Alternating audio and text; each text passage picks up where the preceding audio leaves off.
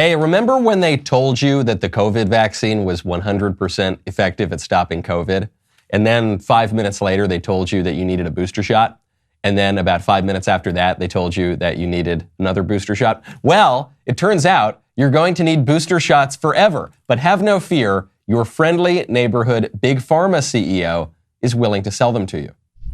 Your company, with your partner BioNTech and Moderna, the other company, have both pioneered the use of messenger RNA, which can easily be reprogrammed every time the spike protein of a coronavirus evolves or changes.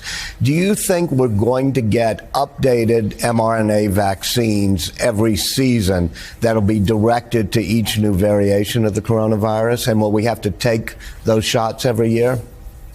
I'm almost certain about it. I say almost certain because, of course, regulators have the final say in all of that. But that's the beauty of mRNA.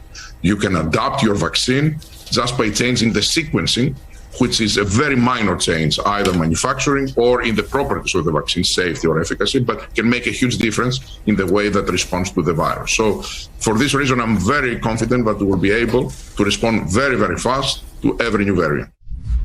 I am almost certain that you will have to have the mRNA vaccine every year. The holdup, of course, is the regulators, but we own the regulators. You will get the shot every year. It was only a matter of time, of course. Netflix, razors, everything is moving to a subscription model, so it's no wonder that vaccines are as well.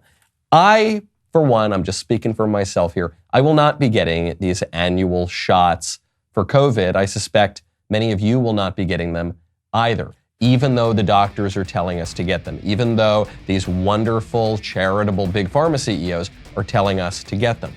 The reason is that we no longer trust the judgment of the people who are telling us to get them. That's not our fault. The people who lost our trust have no one to blame but themselves. I'm Michael Knowles. This is The Michael Knowles Show.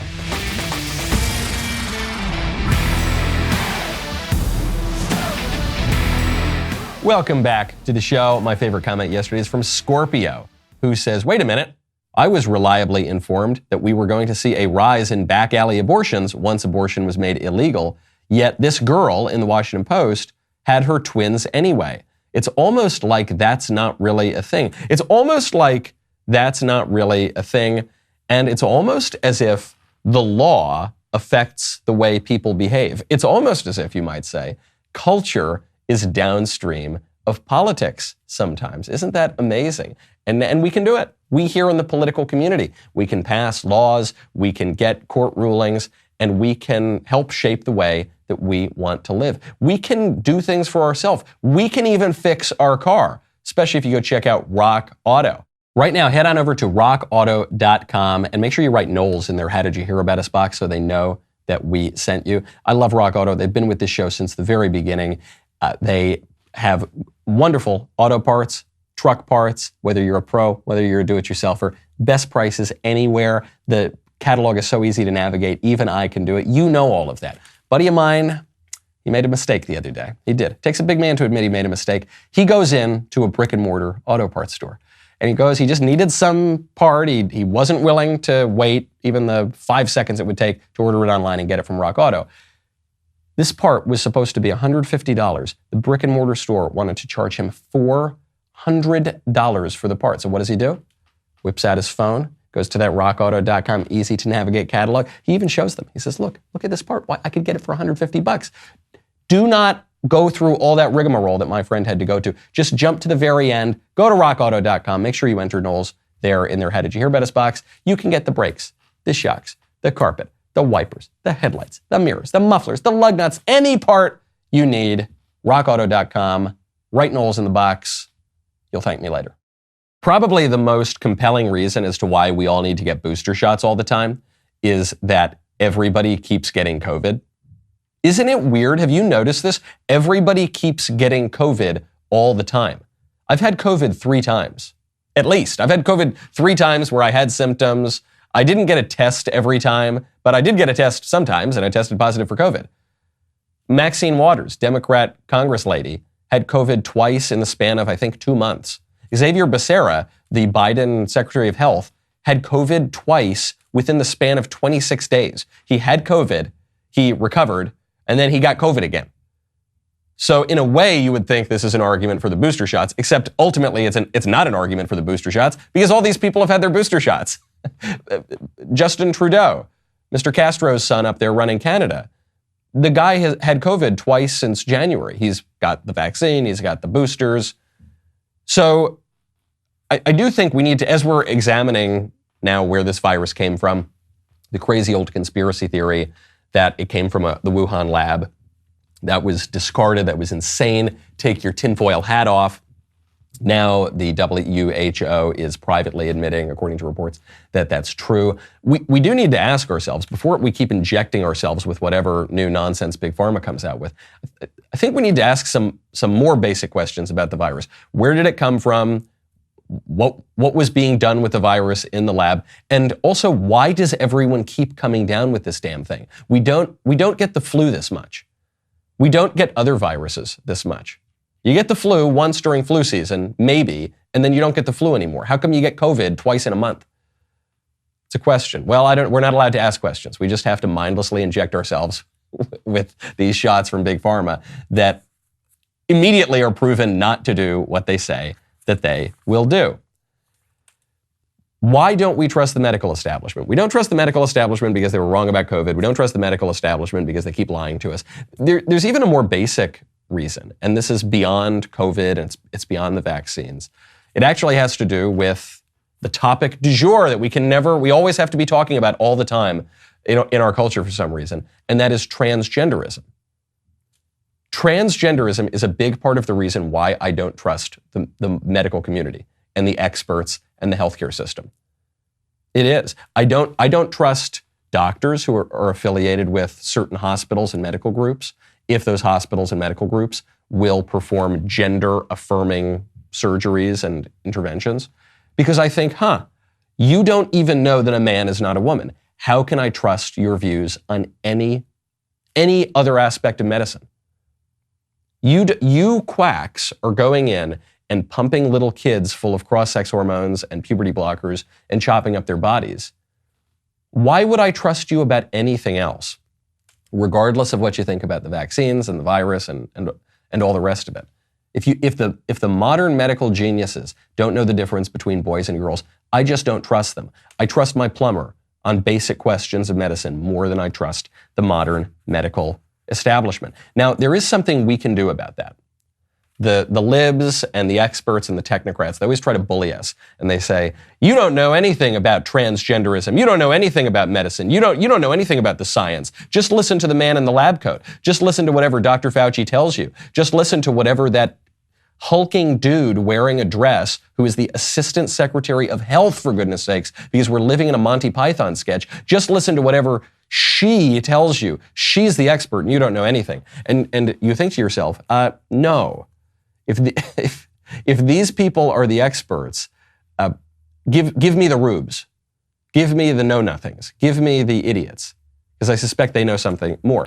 We can rein in the experts and the technocrats and the lunatics. We can do that through legislation. We can do this through the political rights, whatever political rights we still have left. And some Republican lawmakers are doing just that. This is coming from the Republican Study Committee, Congressman Jim Banks and Representative Doug LaMalfa, and also Tom Cotton up on the Senate side. They are sponsoring a new piece of legislation that would allow individuals to sue medical providers for transing them when they were kids. It's called the Protecting Minors from Medical Malpractice Act. This was created in response to the Biden administration pushing transing the kids and the puberty blockers and the hormones and the so-called sex change surgeries for minors. They're pushing this law because they say that these kids who grow up and they become adults and they regret having had these medical experiments performed on them, they need to be allowed to seek justice in court. At some point on this show, I'll have to read some of the testimonies that are proliferating all over the internet of people who regret their transition. Even though I don't even want to use that word, transition, it makes it sound so benign, makes it sound so simple. Oh yes, well one day I'm Michael, the next day I'm Michelle, I transitioned. Transitioning involves having your body chopped up and becoming sterilized permanently, usually, and being mutilated and very often weakening your bones and giving yourself all sorts of chronic illnesses, potentially giving yourself osteoporosis, all because of the quackery of these radicals. And people need to be given an opportunity for justice, especially if this happens when you're a kid. If you're a little 8-year-old kid, 8-year-olds in some cases are being put on these sorts of puberty blockers and then being put on cross-sex hormones. And then now the modern transgender medical associations are encouraging cross-sex hormones at 14, surgeries at 15, even the full-on surgery that happens below the belt at 17. You're a kid. You're below the age of consent. You're having experiments performed on you. You need to be allowed to seek justice. So how would this happen? Sue the doctor, sue the medical group, sue all of them. I imagine, I haven't read the law. I'm not sure that the text of the law has even been released. There probably has to be some kind of date before which you are not permitted to seek justice. I don't know that you're allowed to do this retroactively. In a way, it seems kind of unfair to the doctors who believe, even these psychos, even the people who are chopping up kids, some of them might believe that they're following the law and doing the right thing. And so I'm not sure that this law would punish them. That might become problematic. But certainly if you say, okay, after this date, if you as a doctor trans the kids, you're opening yourself up to a huge legal liability. That, at the very least, you've got to do that. That would be a huge, huge victory. And you'll hear a lot of pushback from the libs and a lot of pushback from the doctors and they'll say, this is terrible. You're stopping care. You're bullying doctors. You're bullying the experts and threatening them and stopping them from performing the surgeries and the interventions that are technically legal today. And you say, yep, you're damn right we are. You're right. We are going to use any legal means necessary to stop this, because the reality of it is so intolerable and so barbaric that no civilized society should do it ever. Speaking of things that are organic, speaking of our life, you've got to go check out Beam Organics. Right now, go to beamorganics.com/Knowles. Use promo code Knowles. It's very important to get a good night's sleep. I think you know that. Well, did you know that a poor night's sleep can not just screw up your next day, it can cause weight gain, mood issues, poor mental health, lower productivity. Some reports say that sleeping less than 6 to 7 hours per night is linked to a reduced white blood cell count. White blood cells protect our body against illness and diseases, fighting viruses, bacteria, and more. Okay, you need to get a good night's sleep, and that's why I'm introducing Beam Dream, baby. Beam is the world's most innovative functional wellness brands with unique products for everything from sleep to focus. Today, our listeners will get a special discount available for Beam's sleep product, Dream Powder, their best-selling hot cocoa. It contains premium ingredients, triple lab tested. You wake up refreshed. 98% of people surveyed fall asleep faster when taking Beam Dream. 99% of people experience better sleep quality. Just mix Beam Dream into hot water or milk, stir, enjoy it before bedtime. It'll just be a nice little delicious little treat, and you will sleep a lot better. You can get their fabulous flavor, sea salt caramel, Dream Powder. It tastes just like caramel drizzle on your summer ice cream cone, but with only 15 calories. How about that? You're protecting yourself against weight gain in more ways than one. If you don't love it, you get your money back, guaranteed for a limited time. Get up to 35% off when you go to beamorganics.com/Knowles. Use code Knowles at checkout. Really, really good legislation coming out of the Republican Study Committee to stop these weirdos from transing the kids. Really bad legislation coming out from squishy Texas Republican Senator John Cornyn. John Cornyn is the Republican who was anointed to negotiate with Democrats to give away our Second Amendment rights. And he did a bang-up job of that. He's now come to a compromise. 13 other Republican senators have come to this compromise with the Democrats to give away some of our Second Amendment rights. Obviously, the NRA and other gun owner lobbies are opposed to this. Ordinary Republicans are opposed to this. People who value our Second Amendment are opposed to this. But John Cornyn says, well, too bad. We can't allow those special interests to dominate the conversation. On the NRA strongly opposing the legislation, do you think that will sway any of the Republican votes from last night? I don't know. You'll have to ask them. We worked with the NRA, listened to their concerns, but in the end, I think they simply they have a membership and a business model that will not allow them to support any legislation. And so I understand where they're coming from, but I think most people will not allow any outside group to veto good public policy. Really, really good public policy. What good public policy? You're talking about this bill that would not have stopped any of the mass shootings that it's allegedly supposed to address? That really good legislation? That good legislation that opens up all sorts of vulnerabilities for the government to come in and take away the guns and the Second Amendment rights of law-abiding citizens. That really great piece of legislation. It's not a great piece of legislation. It's a dumb piece of legislation. It doesn't do what the Democrats and the squishes are saying that it would do. It's just a way for the Democrats to push as best they can to advance the same old gun agenda, completely separate from any of the recent shootings. The same old agenda they've been pushing for 50 years. And so then the NRA pushes back. And the NRA is the boogeyman. The NRA is the boogeyman for the left, and even sometimes the squish Republicans try to dismiss the totally normal concerns of gun owners and Americans of all stripes who like their constitutional rights. And they'll say, oh, it's just the NRA. What do you think the NRA is? The libs will call the NRA the gun manufacturers lobby. It's not the gun manufacturers lobby. The NRA exists for one purpose. The NRA's purpose is to protect the Second Amendment. There are other gun lobbies that do it as well. That's what the NRA does. I'm a member of the NRA. I'm a lifetime member of the NRA. I suspect a lot of the listeners out there are members of the NRA.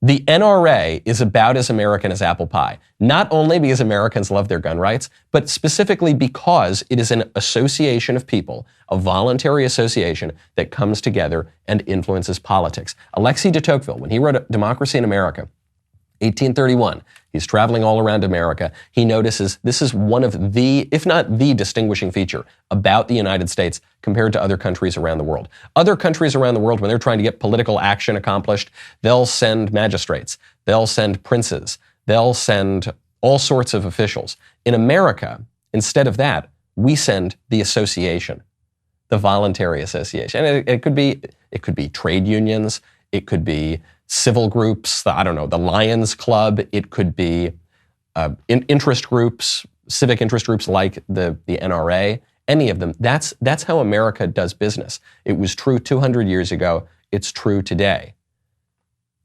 Not only can we let the NRA shoot this down, we absolutely should. And if these Republicans had any moral clarity, any political clarity, any backbone or other anatomical features, I know those are very much in the news these days, they would go along with that. And they would reject this ridiculous legislation. The Democrats are admitting that this legislation is not about accomplishing some great feat that would stop the mass shootings in the near future. The Democrats are admitting it's just a first step. It's just making it easier to get more and more and more of the gun control agenda that the Dems have been pushing for. Amy Klobuchar said it yesterday. This bill is going to save thousands of lives. And this isn't everything that I would have wanted to do. I think Chris would say the same thing. But we had Republicans that were willing to come to the negotiating table. And while I would have banned assault weapons, at least to 18 and 21-year-olds, but what did they do? They actually did something that's going to save lives. So to start with something that's going to save lives, even if a particular provision wouldn't have saved their own babies' lives, that is an act of love and generosity of spirit that you hear from the families of those that have lost loved ones. That's why we're moving ahead. And I think it actually paves the way in the future to look at some of these other provisions. But if you do nothing and you just go home, then we've got nothing. And that's why it's so important to pass this bill on a bipartisan basis. She's admitting two really important things here.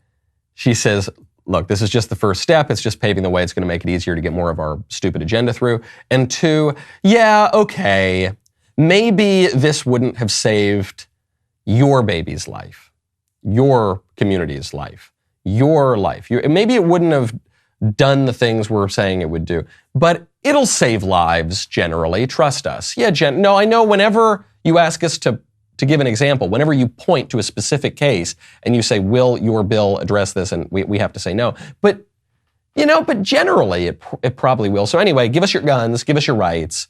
It's really important because once we get this bill through, we're going to work on the next gun bill. That's what we're going to do. Really, really bad idea. By the way, not only is there no evidence this would save lives, there is evidence that this could cost lives. I'm reminded it's an eerily similar situation. In the mid-1990s, 96 or 97, in the UK, they banned handguns. There was a shooting at an elementary school, I believe, and the UK decided to ban handguns, and then they measured what happened 6 years later. 6 years later, what happened to the murder rate? Do you think it went down? Did this important legislation save lives? No, the murder rate went up. The murder rate almost doubled. Would something similar happen here? I don't know. Is the legislation exactly the same? I don't know. But can you, Amy, give me any evidence at all that this would save lives and be worth gutting one of our constitutional rights, one of our most basic constitutional rights, a constitutional right derived from a natural right, the natural right to self-defense? I don't think so. But the squishes go along with it. The squish Republicans who think this is a good idea are just swamp creatures. This is a really good test for Republican legislators. Are you a Republican legislator who knows what time it is, who talks to your constituents, who gets what's going on in America, or are you just a total swamp creature? And I'm not even impugning their motives here. I'm just observing the fact that Americans do not want gun control. The Republicans certainly don't want gun control. The Democrats might want gun control, but even the Democrats don't want gun control that much. They don't really care. Whenever you see a poll of political priorities, guns, even for the Dems, even for the gun grabbers, are pretty far down the list. Voters care about the economy, voters care about immigration, voters care about jobs, voters care about health care. They don't really care that much about guns. So what's the point of this? Why are these 14 squishes on the Republican side going along with it?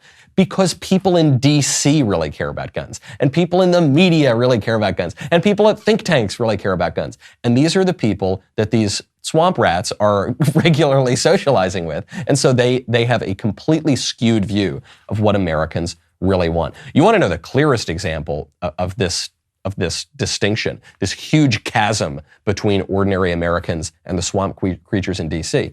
It's the January 6th hearings. I'm sorry, I need to pronounce that correctly. It's the January 6th, the worst day ever in the history. People in D.C. care about January 6th. People in America could not possibly care less. I'm not wish casting. I'm not living in my conservative echo chamber. I'm reading ABC News. I'm reading an ABC News Ipsos poll that asked ordinary Americans, how closely are you following the January 6th hearings, which are being aired constantly in the lib media? The lib media are playing this thing ad nauseum. They're covering it in their newspapers. They're pumping it out through all of their various communications channels. Do you know how many Americans are following the January 6th hearings very closely? Less than 10%. Even with all of that, even with the huge weight of the media, government, big tech propaganda machine behind the Dems, behind the January 6th hearings, less than 10% of Americans are following this closely. They do not care. The wise politicians are going to get that. The wise politicians who are going to help to shape the future are going to be speaking to the interests of actual American people, not the whining performances of Liz Cheney and Adam Kinzinger and the Democrats. But I repeat myself in the squish Republicans, with Republicans like those people. Who needs Democrats in the first place? Now, when you want to get real information, when you want to hear about things that actually affect your life and affect the American people and are not merely being promoted by the swamp rats in Washington, D.C., you've got to head on over to dailywire.com/Knowles. That's the place to go. Not /Shapiro, not /Clavin, not /Walsh, not /Jeremy, not /anybody. dailywire.com/Knowles. You can sign up. You can become a member. You can support us in this fight. You will save 25% if you go to that specific URL, dailywire.com/Knowles. We've got Backstage Live at the Ryman coming up. If you can't make it out to Nashville to see us in person, you can stream it there, but you got to go to the Daily Wire, dailywire.com/Knowles. Save 25%. We'll be right back with a lot more.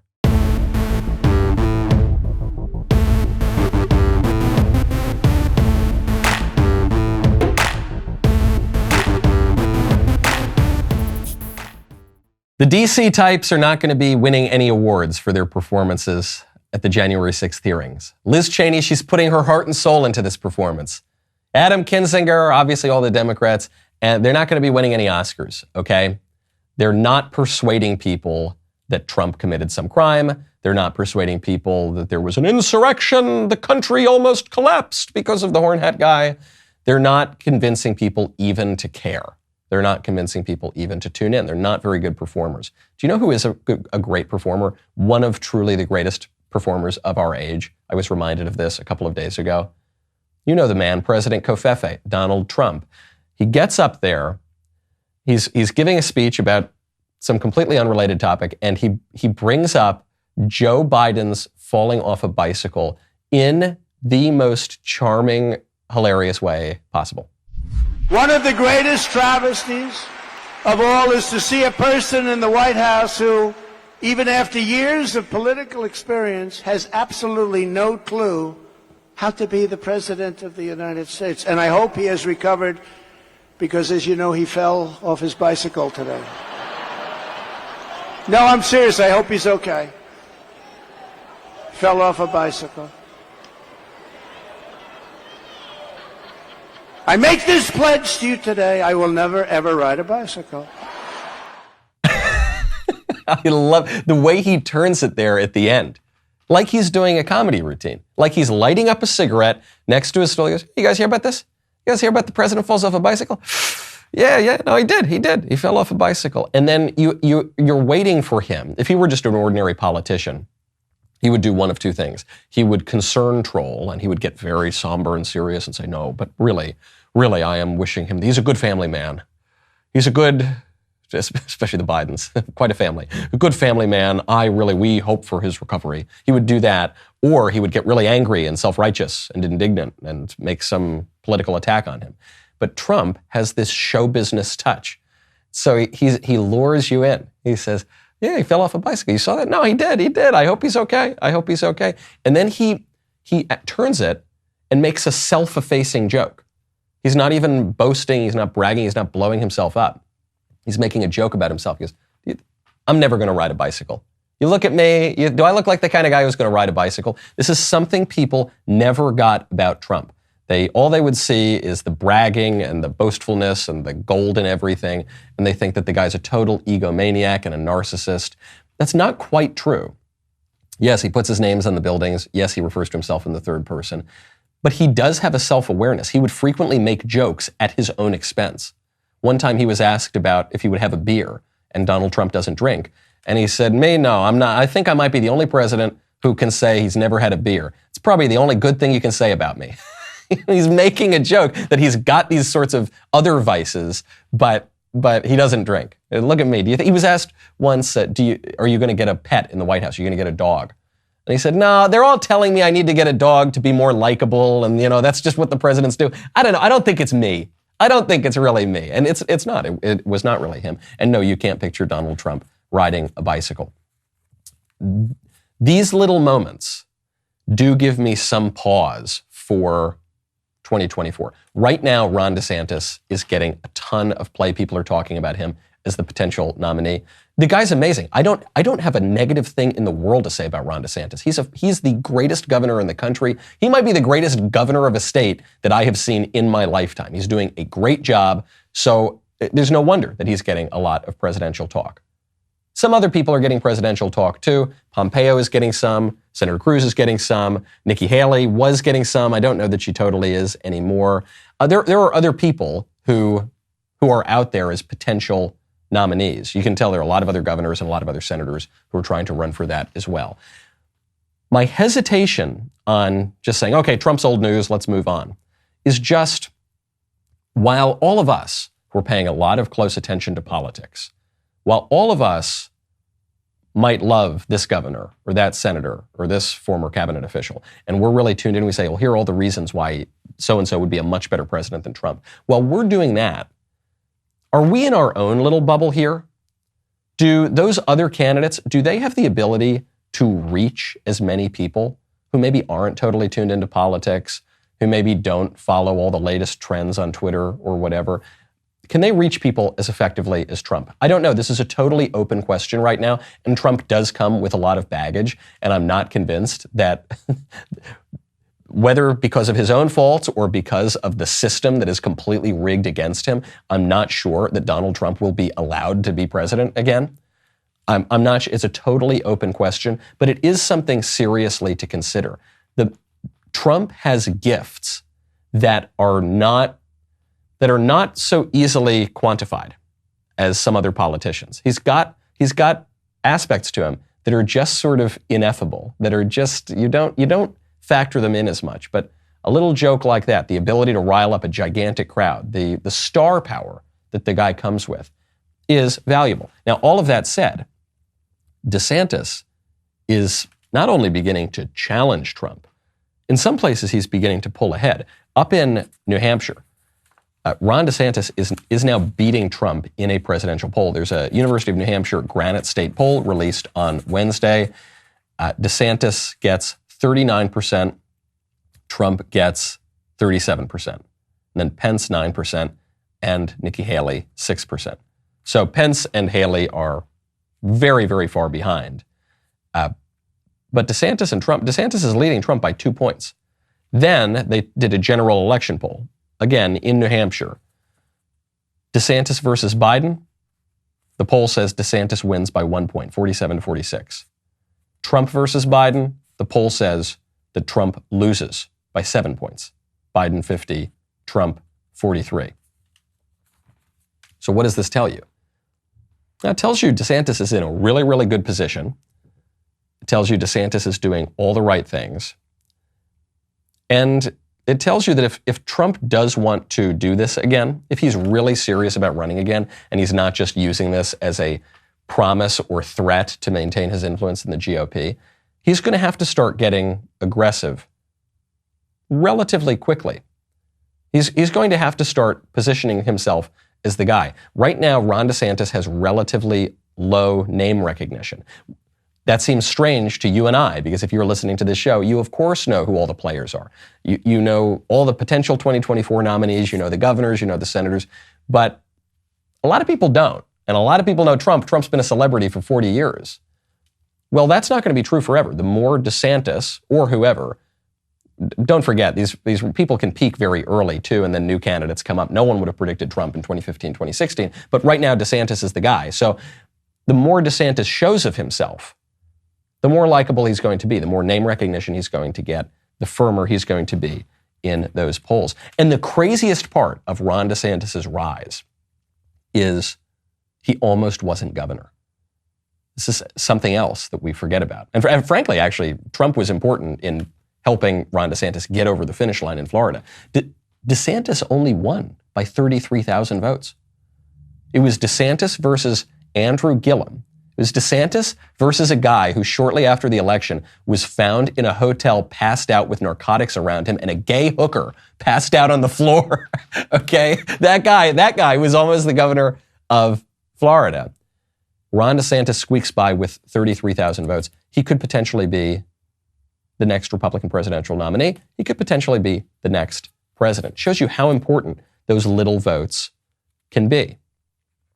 And this really brings us to the Supreme Court decision. I've been on the road. I've been in LA. We've been filming stuff for PragerU. I'm going up to the Reagan Ranch later today. I'm giving a speech with Young America's Foundation. It's going to be a great deal of fun. And the only thing that has been at the back of my mind this entire week is, when will the Supreme Court decision come out? We got that leaked draft of the Supreme Court decision weeks ago. We still don't know who leaked it. We still haven't gotten the final decision yet. We don't know what's going to happen. Whenever that happens, that's going to be possibly the biggest political news ever to occur in my lifetime. It'll be bigger and frankly more surprising than the election of Donald Trump. And it'll be some of the most significant political news ever in the history of our country. And it could hinge on one vote. It certainly will hinge on whether or not Trump won in 2016. When people were making all of these arguments in 2016, do we vote for Trump or Hillary? Or even the Republicans, the Never Trump movement on the Republican side. Well, I don't know. I can't. Trump is too crazy. It's not worth it. I can't bring myself to vote for him. One of, if not the top argument for voting for Trump then was the judges. Yeah, maybe you don't like the guy. Maybe you don't like the way he talks. Maybe you don't like some of his policies. But we need to get those judges. We're talking about matters of life and death when you talk about Roe v. Wade. We're talking about the possibility of saving almost 1 million babies a year from being killed, or at least opening the possibility to save that number of babies if you get rid of Roe. Well, now we're seeing potentially the fruit of that. And so I've been waiting on my tippy toes with just, grabbing the table everywhere saying, when is this decision coming out? In part for a really basic reason. I need to broadcast. I want it in my show. I want to talk about it. And sweet little Elisa was joking with me. She said, well, can't you just pre-tape your reaction to it? Can't you saw the draft of the case. You know a lot about Roe v. Wade. We've all, we all know those parts of the issue. Can't you just pre-tape as if it already happened? And I said, no, because anything could happen right now. It's not just, okay, we're waiting for the inevitable. They're going to overrule Roe. We have no idea what they're going to do. First of all, I'm not even convinced that they're going to overrule it. There are going to be two parts to this decision. One, is the court going to uphold the Mississippi pro-life law? That, I think, is pretty much a guarantee. And then two, will the court go further and overrule Roe v. Wade and Planned Parenthood v. Casey? Or will the court try to find some middle way where you uphold the pro-life law in Mississippi, but then you allow the precedent of Roe and Casey to remain? Don't forget, Planned Parenthood v. Casey, which is one of the big pro-abortion court decisions, Planned Parenthood v. Casey overruled parts of Roe v. Wade. And it did so, it overturned the frameworks of Roe v. Wade, and it did so in this real technical, legal, jargony way where it upheld the fictional legal right to an abortion, but it changed the reasoning, it changed the arguments. You could get something like this with the court. Thomas is going to vote to overrule Roe. Alito is going to vote to overrule Roe. I hope Kavanaugh and Barrett and Gorsuch don't go squishy. I hope that John Roberts doesn't pull some shenanigans here. But it could happen. You could get a decision where we don't even really get what the decision is. The court could be intentionally obtuse. The court could be intentionally vague in their language so that they hand down the order and we don't even really know if Roe is overruled or to what extent it is or how. Anything could happen. Now, I think it would be a huge, huge mistake if the court does not overrule Roe. I know what some of the court watchers and potentially Chief Justice Roberts are thinking. They're thinking we need to preserve the institutional integrity of the court. Roberts from the beginning has tried to figure out a way to, pardon my expression, split the baby here and uphold the law but not overrule Roe. He's been trying because he thinks that'll uphold the integrity of the court. We're past that now. After the leak, after the attempted assassination of Brett Kavanaugh, after the incessant protests, illegal protests in front of the homes of the judges, we're past trying to mollify everybody. It may have been true before that the way to preserve the integrity of the court, or at least to preserve the general feeling of not complete anger against the court, would be to split the baby here. We're past that. Now the risk to the integrity of the court comes from the people who are trying to squish. The greater risk is going weak here. In the same way that when you're driving, sometimes driving slowly is the more dangerous option. Sometimes you need to drive a little more confidently and assertively. Sometimes you've got to put your foot on that accelerator a little bit more to do the safe thing in the car, to avoid uncertainty, to avoid, potential other cars that are driving in a weird way. Sometimes you've got to be a little more assertive. Sometimes the best defense can be a good offense. It's the same thing here. It's totally the same thing here. If the court squishes, you are sending a message to the worst people in this country that if you make threats, if you intimidate judges' families, if you threaten to kill the judges, if you threaten to riot and dox people, if you violate the norms of the court and leak decisions, you'll get your way. Ultimately, you'll get your way. It's a really basic system of incentives. When you incentivize a behavior, you get more of it. That would be potentially a fatal blow to the Supreme Court.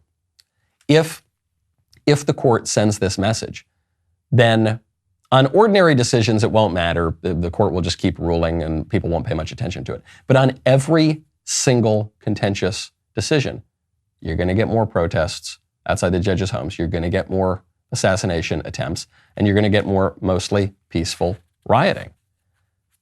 You're seeing this still right now outside of Amy Barrett's house. There was another group of just lovely-looking little young women who spattered themselves in fake blood and shrieked outside of Amy Barrett's house where she and her family live. So now that you put these outfits on, does it make you feel any kind of way? It makes me feel terrified. Yeah, but also powerful. And like we're doing something important because this is what a lot of women are going through. People are actually dying and bleeding out because they can't get a safe abortion. And this is the terrifying visual of what America is going to look like. It's the terrifying visual that children are giving birth to children. They're being forced to against their will.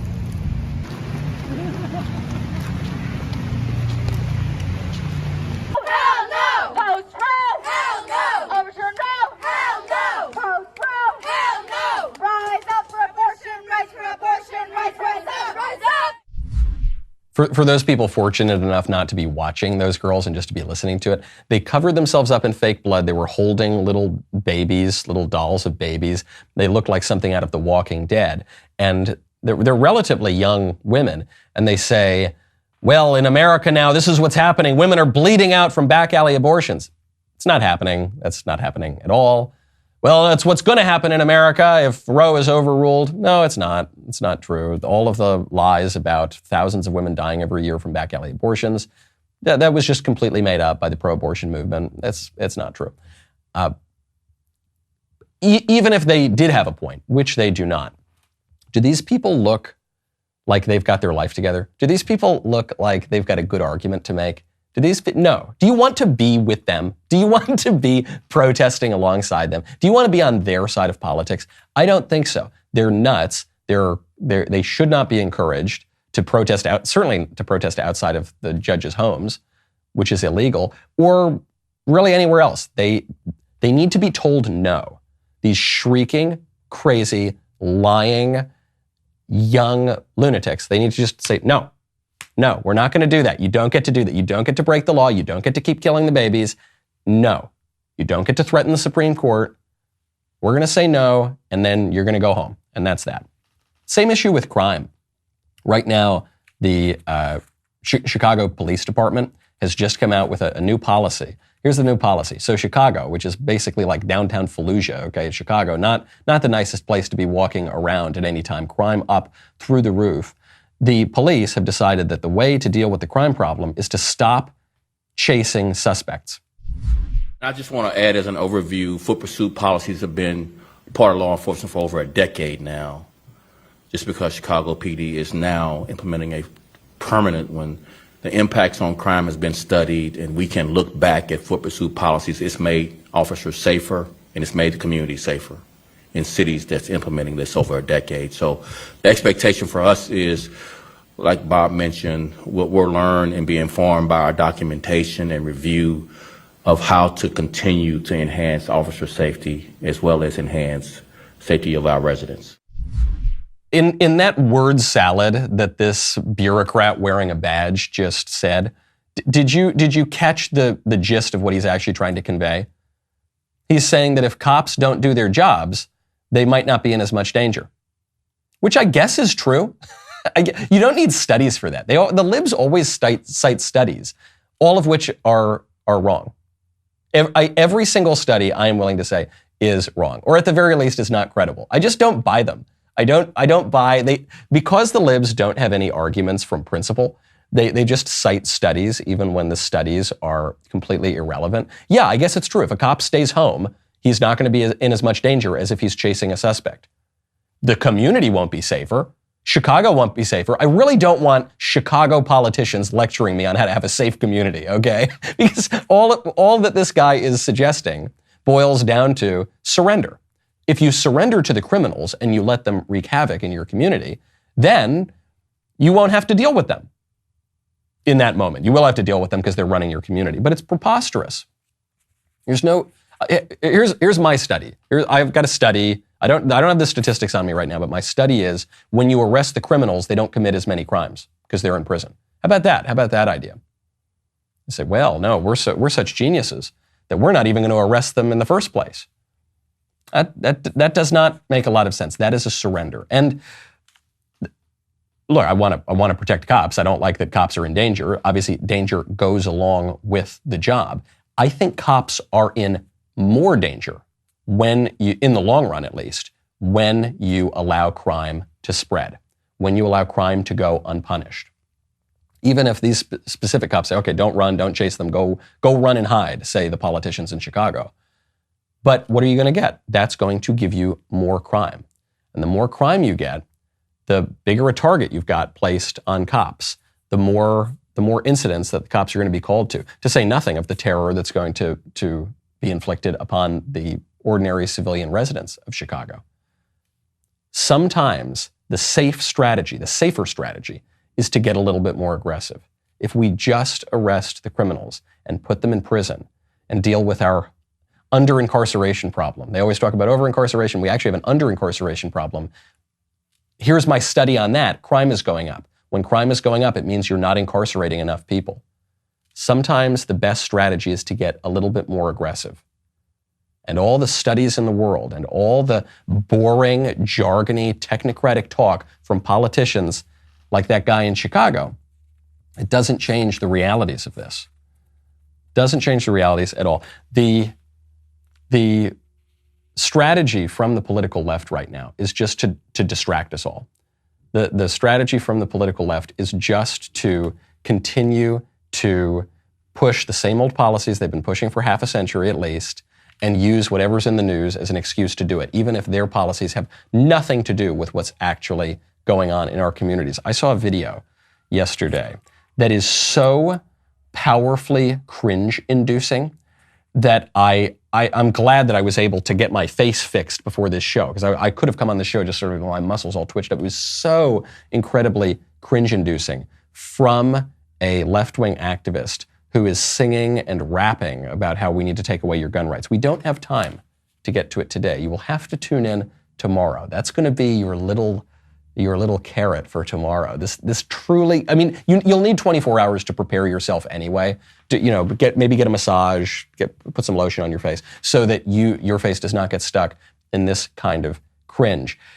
The shriekers and the whiners and the preposterous experts and the technocrats and all, those are the people who are currently running our show. When we tune them out, that's not our fault. That's their fault. When we tune out all these supposed self-styled geniuses, that's us acting in our rational interest. I'm Michael Knowles. This is The Michael Knowles Show. I'll see you tomorrow.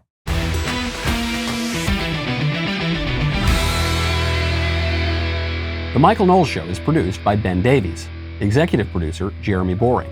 Supervising producer, Mathis Glover. Production manager, Pavel Vidovsky. Editor and associate producer, Danny D'Amico. Associate producer, Justine Turley. Audio mixer, Mike Coromina. And hair and makeup by Cherokee Hart. The Michael Knowles Show is a Daily Wire production. Copyright Daily Wire 2022. On the Matt Walsh Show, we talk about the things that matter, real issues that affect you, your family, our country, not just politics, but culture, faith, current events, all the fundamentals. If they matter to you, come check out the show.